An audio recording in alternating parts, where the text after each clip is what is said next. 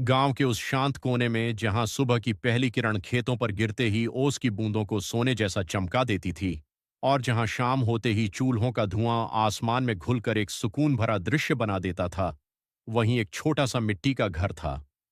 उस घर की दीवारें भले ही कमजोर थीं, लेकिन उसके अंदर रहने वाले लोगों के रिश्ते बहुत मजबूत थे। इसी घर में रहती थी सुहानी, एक साधारण सी लड़की, लेकिन उसके सपने बिल्कुल साधारण नहीं थे। सुहानी की उम्र मुश्किल से 16-17 साल रही होगी, लेकिन उसकी सोच बहुत गहरी थी। उसे पढ़ना बहुत पसंद था। जब भी उसे थोड़ा समय मिलता, वह घर के पास वाले पुराने नियम के पेड़ के नीचे बैठकर अपनी किताबें खोल लेती। हवा के हल्के झोंके उसके बालों को छूते हुए गुजरते, और वह अपनी दुनिया में खो जाती। उसकी आंखों में एक अलग ही चमक थी, कुछ बनने की, कुछ कर दिखाने की। उसके पिता रामलाल एक छोटे किसान थे। उनकी जिंदगी पूरी तरह खेतों पर निर्भर थी। सुबह सूरज उगने से पहले ही वे खेतों में चले जाते और देर शाम थके हारे लौटते। मां सावित्री पूरे घर का काम संभालती थीं। घर में पैसों की तंगी जरूर थी, लेकिन प्यार की कोई कमी नहीं थी। हर रात खाना खाने के बाद सुहानी अपने पिता के पास बैठती और कहती, बाबा, मैं बड़ी होकर मास्टरनी बनूंगी। मैं चाहती हूं कि गांव की सारी लड़कियां पढ़ें, कोई भी अनपढ़ ना रहे। रामलाल उसकी बात सुनकर मुस्कुरा देते, लेकिन उनकी आंखों में एक डर भी होता। क्या वे अपनी बेटी के इस सपने को पूरा कर पाएंगे? समय धीरे धीरे बीतता गया, लेकिन फिर एक ऐसा साल आया जिसने सब कुछ बदल दिया। उस साल बारिश नहीं हुई, खेत सूख गए, फसल बर्बाद हो गई, और रामलाल कर्ज के बोझ तले दबते चले गए। साहूकार हर दूसरे दिन घर के बाहर आकर खड़ा हो जाता और पैसे मांगता। एक दिन उसने सख्त आवाज में कहा, रामलाल, अब बहुत हो गया। या तो मेरा पैसा वापस करो, या फिर एक रास्ता है, अपनी बेटी की शादी दामोदर बाबू से कर दो। वो तुम्हारा सारा कर्ज माफ कर देंगे। यह सुनकर रामलाल के दिल पर जैसे किसी ने भारी पत्थर रख दिया। दामोदर बाबू गांव के सबसे अमीर लोगों में से एक थे। उनकी उम्र लगभग 45 साल थी, और उनकी पहली पत्नी की मृत्यु हो चुकी थी। उनके दो बेटे थे, रवि और मोहित। उस रात रामलाल सो नहीं पाए।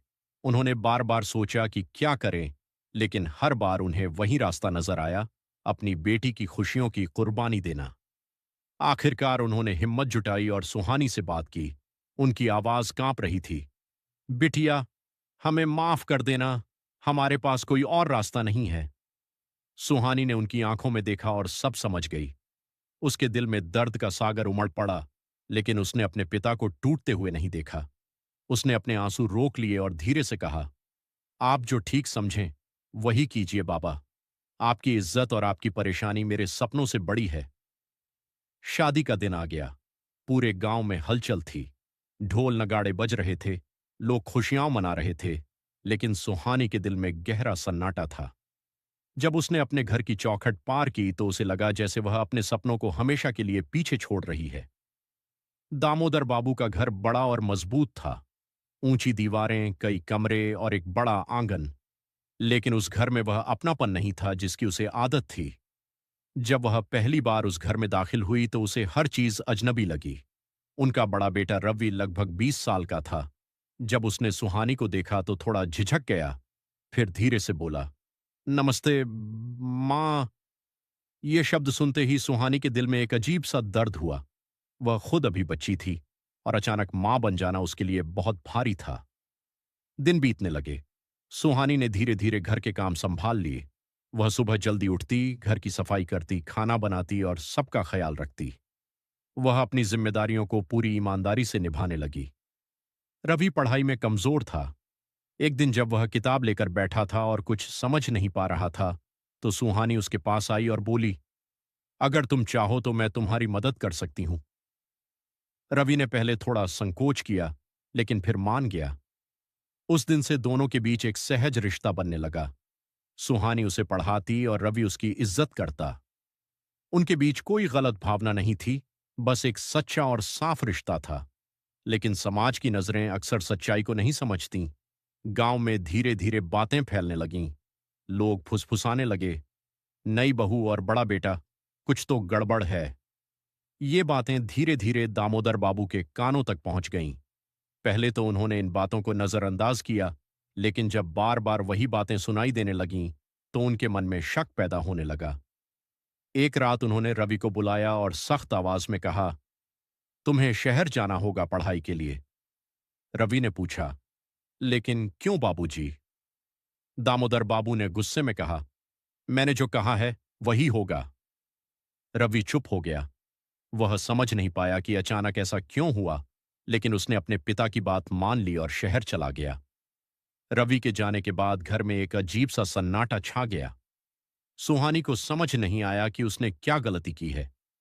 दामोदर बाबू उससे दूरी बनाने लगे। अब वे उससे पहले की तरह बात नहीं करते थे।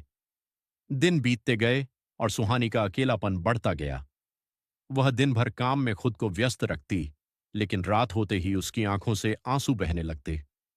उधर शहर में रवि अकेला पड़ गया। उसे घर की बहुत याद आती थी। वह धीरे धीरे बीमार रहने लगा। उसकी तबीयत बिगड़ती गई, लेकिन उसने किसी को कुछ नहीं बताया। कुछ महीनों बाद खबर आई कि रवि बहुत बीमार है। यह सुनते ही दामोदर बाबू और सुहानी तुरंत शहर के लिए निकल पड़े। जब वे वहां पहुंचे तो रवि बिस्तर पर पड़ा था, कमजोर, थका हुआ, और उसकी आंखों में दर्द साफ दिखाई दे रहा था। उसने सुहानी को देखा और धीरे से कहा, मां, मैंने कुछ गलत नहीं किया। ये सुनते ही सुहानी गई। उसकी आंखों से आंसू बहने लगे। उसने रवि का हाथ पकड़ लिया, लेकिन वक्त उसके हाथ से फिसल चुका था। कुछ ही पलों में रवि ने अपनी आखिरी सांस ले ली। उस कमरे में एक गहरा सन्नाटा छा गया। दामोदर बाबू वहीं खड़े रह गए। उनकी आंखों में पछतावा था, दर्द था और खुद से नफरत भी। घर लौटने के बाद दामोदर बाबू पूरी तरह बदल चुके थे।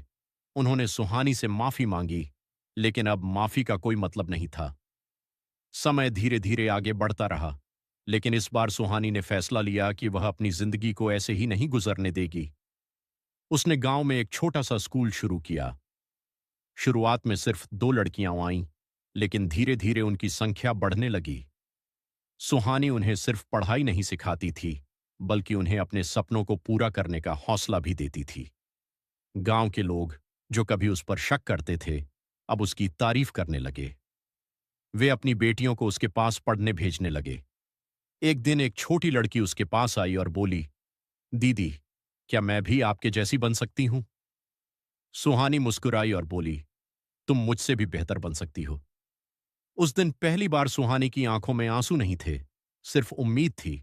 उसकी चुप्पी अब उसकी कमजोरी नहीं रही थी, बल्कि उसकी ताकत बन गई थी, और यही उसकी असली जीत थी। अंतिम संदेश। समाज की सोच अगर इंसान के सपनों को रोकने लगे तो चुप्पी नहीं, हिम्मत ही असली जवाब होती है।